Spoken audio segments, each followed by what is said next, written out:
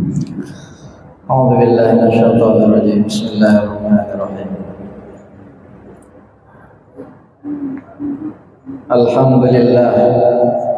الحمد لله القائل وما هذه الحياة الدنيا إلا لهو ولعب وإن الدار الآخرة لهي الحيوان لو كانوا يعلمون الحمد لله رب العالمين وبه نستعين على أمور الدنيا والدين والصلاة والسلام على أشرف الأنبياء والمرسلين وعلى آله وأصحابه أجمعين أما بعد فرب اشرح لي صدري ويسر لي أمري واحلل عقدة من لساني يفقهوا قولي قالوا سبحانك لا علم لنا إلا ما علمتنا إنك أنت العليم الحكيم. Jadi sama-sama niat i'tikaf. Bismillahirrahmanirrahim. Nawaitul i'tikaf sunnatan lillahi ta'ala. Bapak Ibu hadirin hadirat jamaah rahimakumullah. Assalamualaikum warahmatullahi wabarakatuh.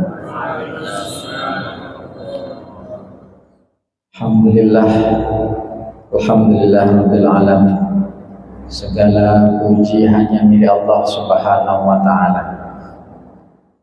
Banyak orang, banyak manusia yang statusnya itu sebagai pencipta, sebagai penemu, sebagai pembuat sesuatu.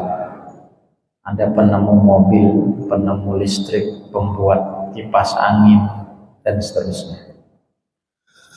Tetapi ketika kita menisbatkan kepada Allah, tidak cukup hanya dikatakan sebagai Allah itu pencipta. Tetapi yang lebih tepat adalah Allah yang maha pencipta atau maha menciptakan. Bedanya apa? Pencipta dengan yang maha pencipta. Kalau yang menciptakan setelah dia ciptakan, dia tinggal ciptaannya. Terserah dia mau rusak, dia mau awet, dia mau bagus, itu tidak lagi jadi urusan. Karena kalau sudah menciptakan, bisa jadi kalau sudah nyari keuntungan tercapai keuntungannya, dia tidak peduli lagi. Tetapi Allah Subhanahu wa taala zat yang maha menciptakan kita. Setelah menciptakan kita, dia menjaga kita, merawat kita, membimbing kita, dan bertanggung jawab terhadap ciptaannya yang begitu banyak. Kita ini dijamin rezeki kita, semua kita ini selama kita hidup dijamin rezeki kita. Rezeki bernapas, rezeki makan, rezeki minum, dikali sekian hari, kali sekian bulan, kali sekian tahun. Makanya ketika kita bilang alhamdulillahirabbil alamin, itu harus hadir dalam hati kita, dalam benak kita, Allah yang maha menciptakan. Ma wadda'aka rabbuka wa ma qala. Allah tidak mungkin meninggalkan kita. Allah tidak akan menyia-nyiakan kita. Allah tidak akan menjadikan kita terlantar.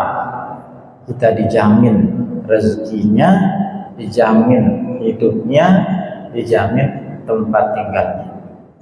Nah, adapun pilihan nanti yang kita pilih, kita memilih apa dalam hidup ini, itu semuanya ada pertanggungjawabannya. Saya milih menjadi ini, saya milih melakukan ini, semua itu akan dimintai pertanggungjawaban. Ya Nabi salam alaika, ya Rasul salam alaika, ya Habib salam alaika. Allah Subhanahu wa taala dalam surat Al-Ankabut mengisahkan ayat 64 sampai 66, tepatnya 65. Itu menuturkan bahwasanya ada sebagian di kalangan manusia itu khususnya orang-orang yang kufur nikmat. Sifatnya orang kufur nikmat itu adalah manakala sedang sempit, manakala sedang susah, manakala sedang sial, sedang bahaya, sedang terdesak, kepepet, dia menghibah kepada Allah. Dia minta tolong sama Allah. Tapi manakala sudah diselamatkan, sudah longgar, sudah nyaman, sudah enak, dia lupa. Allah Subhanahu wa taala berfirman, "Fa idza raqibu fil fulki da'allaha mukhlishina lahuddin." Manakala orang-orang kafir itu naik di atas kapal, di atas perahu, di tengah samudra, di tengah laut, lalu terjadi huru-hara, terjadi badai, ya. Ombaknya nggak karuan tinggi. Da'awallah mukhlishina lahuddin. Mereka minta sama Allah, berdoa, menghibah, memohon keselamatan. Karena orang kafir itu jauh di hati kecil mereka itu sadar bahwa tidak ada kekuatan yang lebih hebat, tidak ada tempat bergantung selain Allah. Mau orang kafir, mau orang yang ateis, tidak percaya kepada Tuhan, tidak beragama, itu di dalam alam sadar mereka yang meyakini ada Tuhan yang Maha Esa. Spontan mereka bilang Allah, Allah, istighfar dan sebagainya. Ataulah dengan bahasa mereka, oh my God dan sebagainya. Mereka minta. Falamma najjahum ilal barri idahum yusyrikun. Namun ketika manakala Allah telah selamatkan mereka, sudah sampai, sudah tiba di daratan, tadi di ombang-ambingkan di tengah laut, minta menghibah. Ketika diselamatkan sudah sampai darat, idahum yusyrikun, kembali mereka syirik kepada Allah, kufur kepada Allah, melawan Allah. Mari kita renungi firman Allah dalam surat Al-Ankabut 65 ini. Bukankah atau jangan-jangan kita pernah atau sering seperti itu? Ketika susah minta sama Allah, ketika lapang longgar lupa sama Allah. Terkait ini, yang ingin menutup firman Allah ini dengan lanjutannya, liyakfuru bima atainahum, dan mereka itu biarkan mereka itu, kata Allah Subhanahu wa taala, berbuat kufur nikmat, tidak menyembah Allah terhadap nikmat yang kami berikan, waliyatamatta'u, dan mereka bersenang-senang dengan nikmat yang kami berikan. Di Allah Subhanahu wa taala itu Maha tahu orang yang tidak menyembahnya, yang kufur kepadanya, yang melawan, yang memusuhi Allah itu sedang menikmati nikmatnya Allah itu Allah tahu, dan Allah biarkan. Fasaufa ya'lamun, kelak mereka akan tahu balasan atau akibat perbuatan mereka. Ini awal kajian kita. Dari sini Tiang ingin mengajak untuk menyimak sebuah kisah baginda Rasulullah Muhammad SAW dalam hadis yang cukup panjang terkait 3 orang dari kalangan Bani Israel. Bani Israel itu adalah umatnya Nabi Musa, mayoritas 40-60% umatnya Nabi itu adalah Bani Israel. Dan jarak terdekat Bani Israel dengan Rasulullah SAW itu kurang lebih 300-400 tahun jaraknya. Jadi artinya Rasulullah sudah banyak mendengar, banyak tahu, banyak mendengar, banyak dikasih tahu oleh malaikat, banyak informasi-informasi terkait bagaimana bebalnya, bagaimana keras kepalanya, bagaimana munafiknya Bani Israel. Terlepas mereka juga adalah orang-orang yang jenius, orang-orang yang pintar, orang-orang yang juga diberikan kelebihan-kelebihan.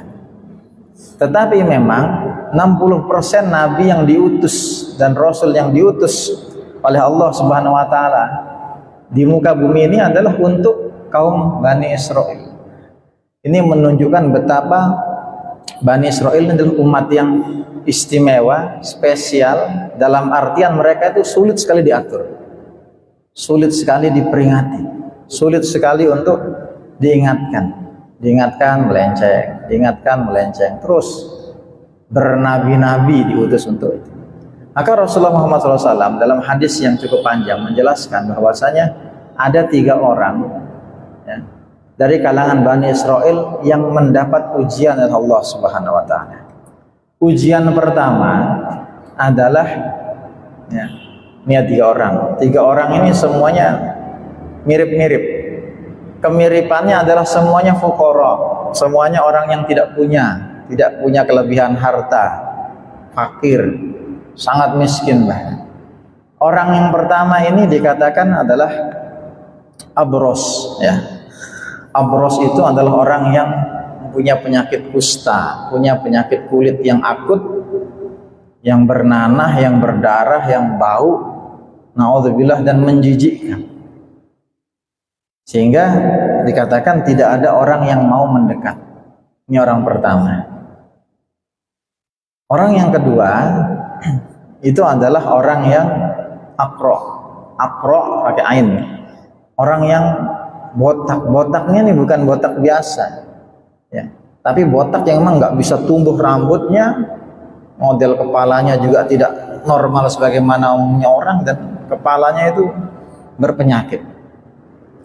Dan orang yang ketiga adalah orang yang a'ma, orang yang buta ya. Jadi orang pertama itu adalah orang yang sakit kusta, yang kedua adalah orang yang punya gangguan di kepalanya, yang ketiga orang yang tidak bisa melihat atau buta. Dan semuanya ini kesamaannya adalah fakir, tidak punya harta.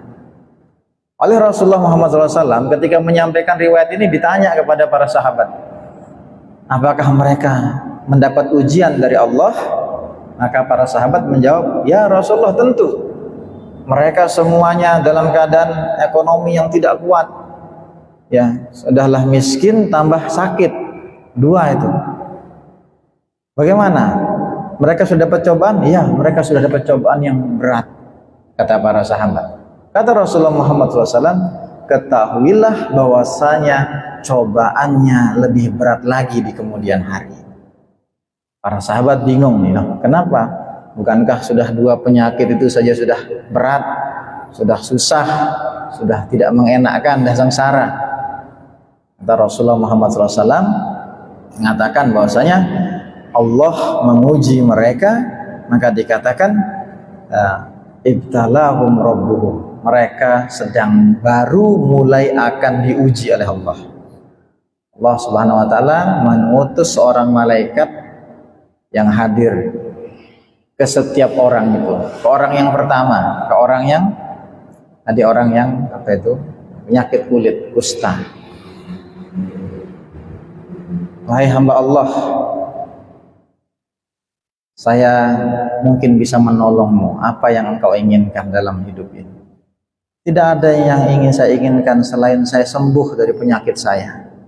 Saya memiliki kulit yang bagus, wajah yang rupawan, sehingga orang tidak lagi jijik sama saya, mau bergaul sama saya, percaya sama saya. Atas izin Allah, malaikat yang menyamar sebagai sosok pria itu mengusap luka-luka, kulit-kulit yang terkelupas, yang luka itu, dan qadar Allah sembuh atas izin Allah. Ini hadis yang panjang, saya ringkas. Lalu ditanya lagi sebelum pergi, apa yang engkau inginkan lagi sebelum saya pergi?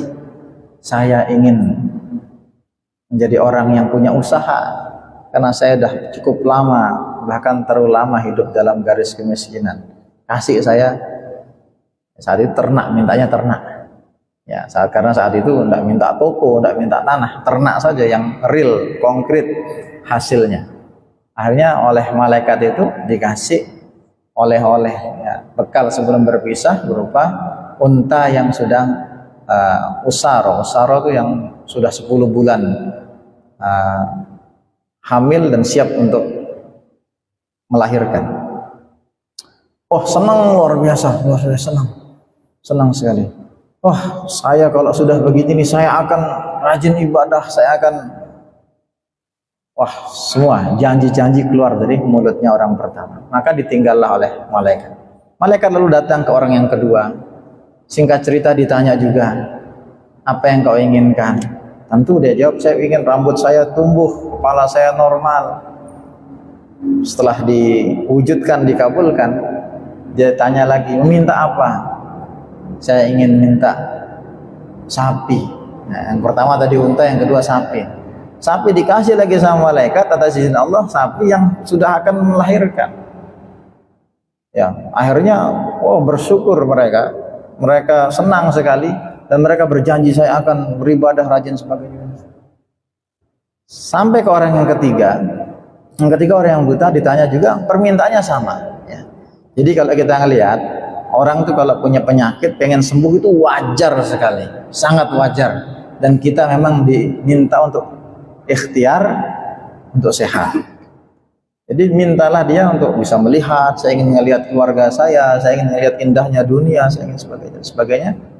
Maka dikabulkan dan dia minta apa? Minta kambing. Ya, dari unta ke sapi ke kambing. Semuanya dalam keadaan yang bunting atau ya siap menganak begitu saja.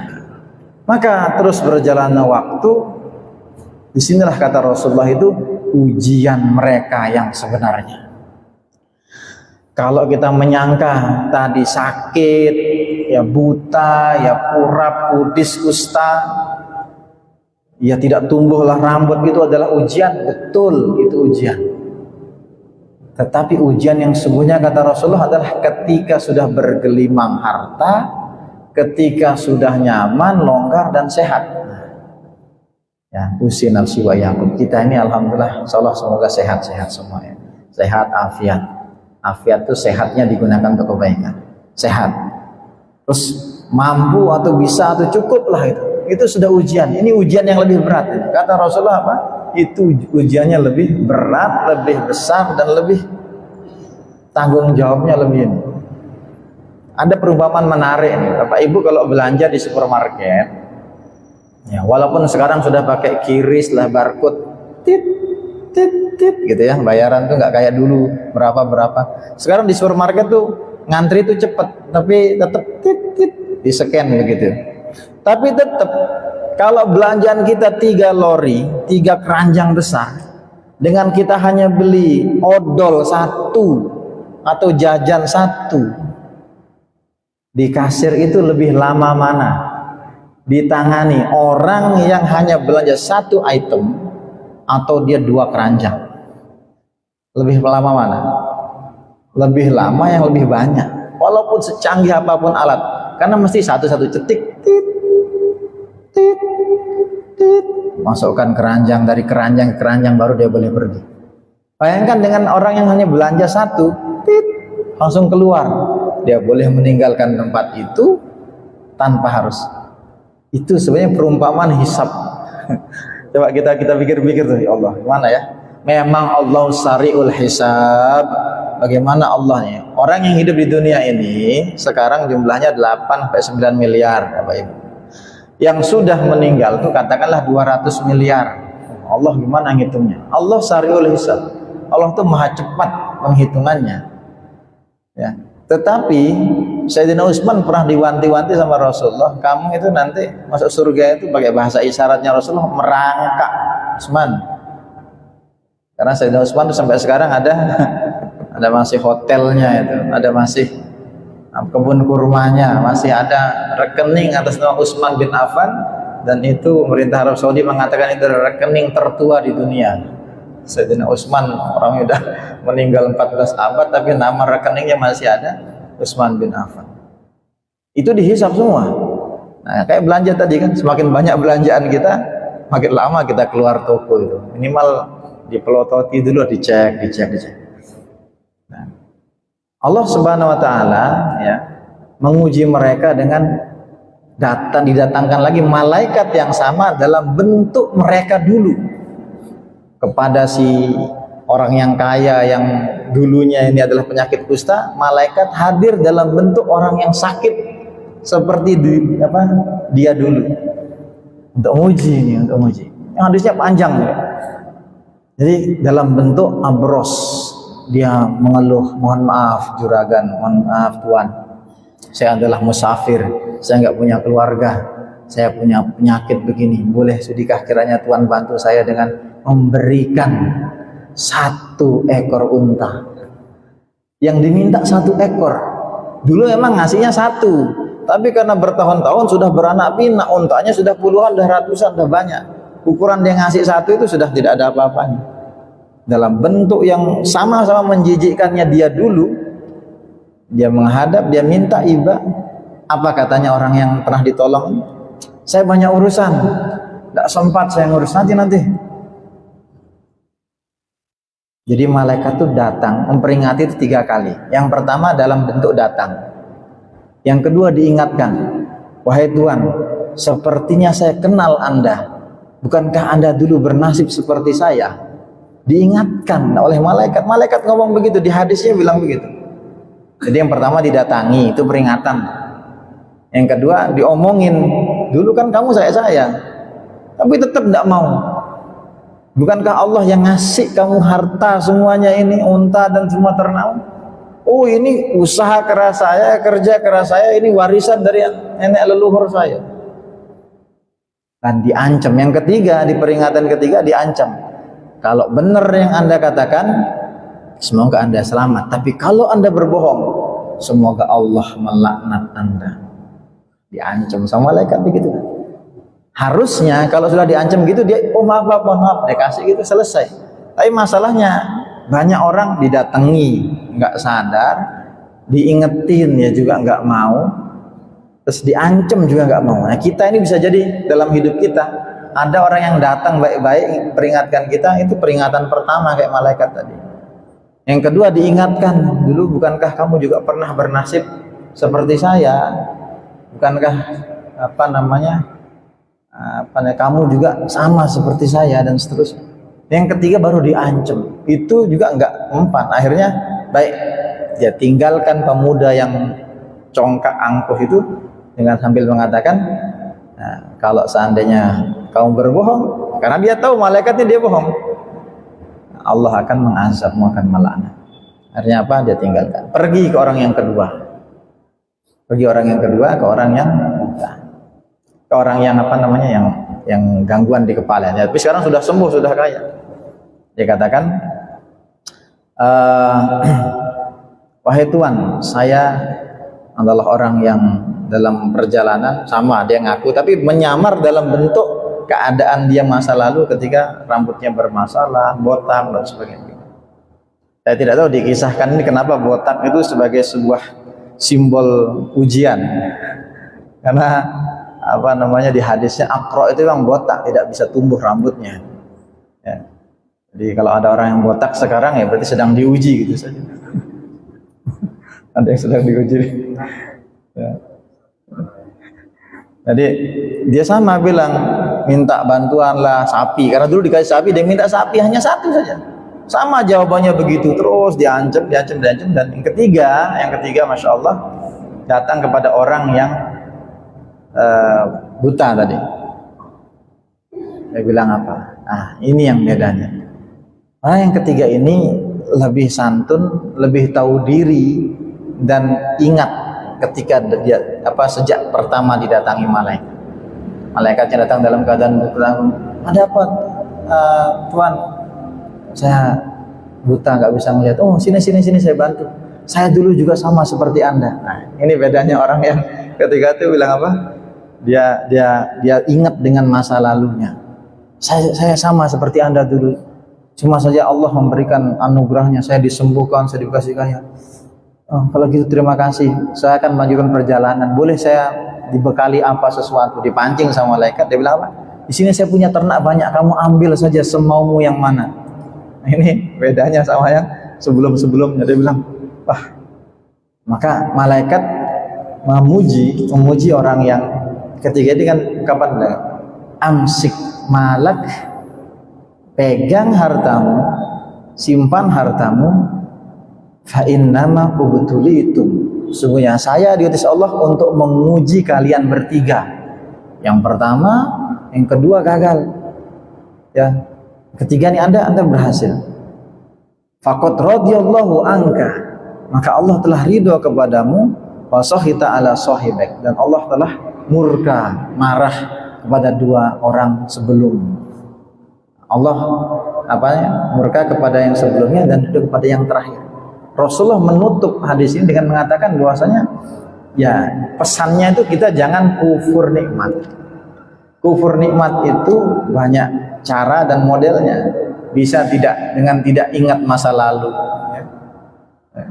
Kita kadang kalau kita dulu ya, insya Allah ini hari guru, insya Allah 25 November, hari guru ya, guru. Kita bisa seperti ini tuh tidak bisa tidak harus mengakui kita nih berhutang pada guru-guru kita.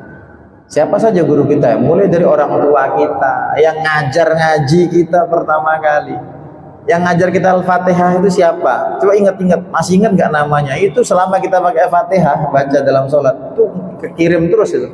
Mungkin orangnya sudah meninggal. Yang ngajarin kita azan, yang ngajarin kita wudhu, yang ngajarin kita baca, yang ngajarin kita sholat. Mungkin orang sudah nggak ada sekarang. Tapi jariyahnya. Jadi kita harus ingat jasa-jasa itu. Maka ada ungkapan Arab tuh begini. Innal muallima wa tabiba kilahuma la yansohani idza huma lam yaqoma. Sungguhnya guru dan tabib, dokter, la yansohani idza huma lam yaqoma, tidak akan memberikan kamu manfaat apapun kalau kamu tidak menghormati mereka.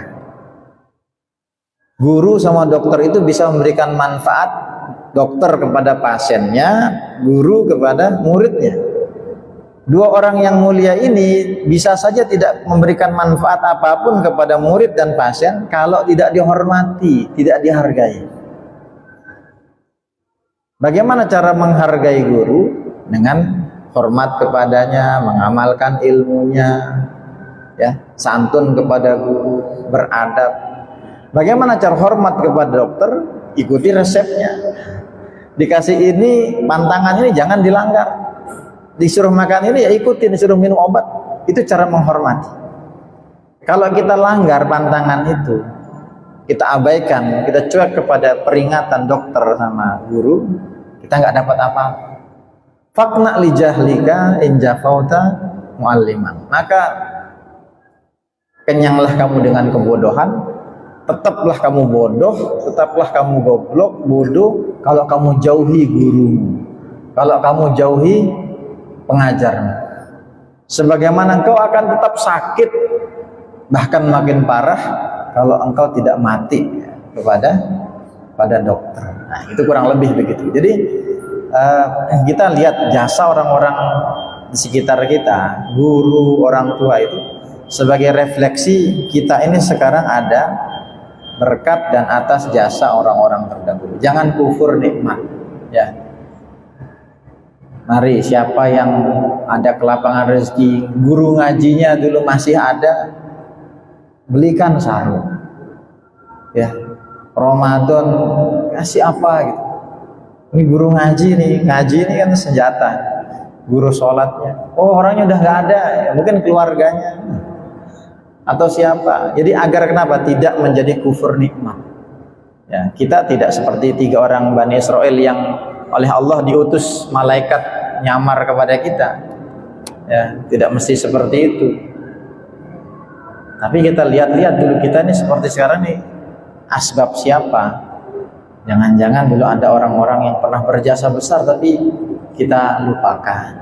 Kita ingat-ingat tuh jasanya siapa, dikira-kira, oh kalau sudah meninggal mungkin cari keluarganya, dikasih apa. Tidak harus setiap bulan, tidak harus setiap tahun, tapi minimal adalah yang kita kasih. Ini dalam bentuk kita tidak kufur nikmat. Maka Rasulullah Muhammad SAW melalui kisah 3 orang Bani Israel ini menegaskan bahwasanya janganlah jadi orang yang kafir seperti yang tadi di naik kapal, ketika susah minta, ketika sudah dikasih lupa. Susah mengesahkan Allah, mukhlishina lahuddin, tapi ketika sudah dikasih kenyamanan lupa sama Allah. Sama kayak orang yang 3 orang tadi, ya, 2 diantaranya memusuhi Allah, ingkar kepada Allah, kufur, dan orang yang terakhir berhasil lulus ujian, bahkan ingat dan Allah ridho kepadanya melalui perkataan daripada malaikat yang diutus. Ya. Kisah-kisah seperti ini itu memang kerap dan terjadi sering itu di zaman Rasulullah, bahkan sebelum Rasulullah. Makanya istilahnya tuh ini orang-orang Israiliyat, ya, Bani Israel itu Israiliyat, kisah-kisahnya yang banyak sekali. Ya, tidak sering kita jumpai di zaman sekarang. Zaman sekarang ini saya tidak bisa pastikan apakah ada malaikat yang diutus Allah Subhanahu wa taala untuk menyerupai manusia, untuk mengingatkan kita atau tidak, tetapi banyak kejadian-kejadian memang yang hidup ini sudah cukup menjadi peringatan bagi kita. Ya. Kita ini harus ingat, bersyukur, ya. Kalau kita dulu ibaratnya ada yang cuma beli sebungkus mie aja nggak bisa. Sekarang ketika makan mie itu coba lihat, dulu saya kayaknya susah nih makan mie, sekarang begitu mudahnya. Nah, ingat mie itu langsung ya, diganti dengan cara-cara memberikan orang dan sebagainya. Nah, itu yang bisa kami sampaikan. Ini kalau dihitung mundur Ramadan itu kurang 100 hari lagi. Insyaallah, ya. Mulailah doa, ya Allah barik lana Rajab wa Sya'ban balighna Ramadan. Jadi kita minta agar, karena waktu itu tidak terasa, cepat sekali, ya. Rasulullah Muhammad SAW bersabda, tidaklah datang hari kiamat kecuali hari itu akan sangat cepat, ya. Setahun itu bagikan sebulan, sebulan itu bagikan sepekan, sepekan bagikan sehari, sehari bagikan sejam saja. Jadi itu yang hadisnya Rasulullah SAW. Jadi kalau kita ngerasa sekarang nih malam Selasa, baru kemarin malam Selasa, baru kemarin, cepat sekali. Yang paling terasa itu hari Jumat, Pak Ji. Jumat tuh udah Jumatan lagi, apalagi kalau Jumatannya ngantuk nih. Baru masuk, singkat ganti khotib. Udah, nah, itu bukan waktunya yang singkat, ya, karena orangnya tidur gitu saja, jadi dikira singkat. Tapi memang cepat sekali antara pergantian Jumat ke Jumat, pekan ke pekan, cepat sekali, ya. Sekarang aja hitung, ya, tidak terasa. Soalnya pernah ada kejadian, ada salah satu masjid dikritik, dikira aliran sesat, masjidnya singkat sekali. Gimana yang ngomong gitu dia ngantuk, bangun, wah. Insyaallah, ya. Ya, semoga sehat panjang umur semuanya, ya. Insyaallah kita masih dikasih kesempatan Ramadan. Subhanallah bihamdihi, subhanakallahumma bihamdika, asyhadu an la ilaha illa anta, astaghfiruka. Kurang lebihnya mohon maaf, semoga bermanfaat. Assalamualaikum warahmatullahi wabarakatuh. Hadirin yang Allah, demikian kajian kita pada malam hari ini. Sekali lagi mudah-mudahan kita semua keluarga kita